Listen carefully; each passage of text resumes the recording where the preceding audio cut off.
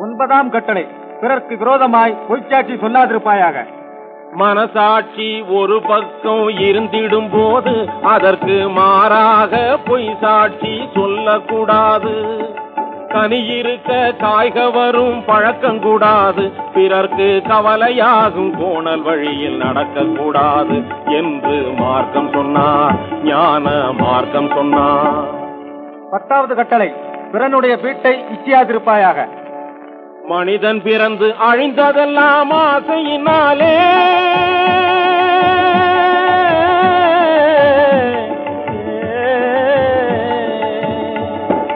மனிதன் பிறந்து அழிந்ததெல்லாம் ஆசையினாலே, மண்ணாசையினாலே, பெண்ணாசையினாலே, பொன்னாசையினாலே.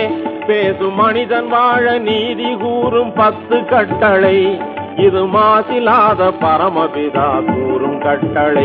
இதுவே 10 கட்டளை, இதுவே 10 கட்டளை.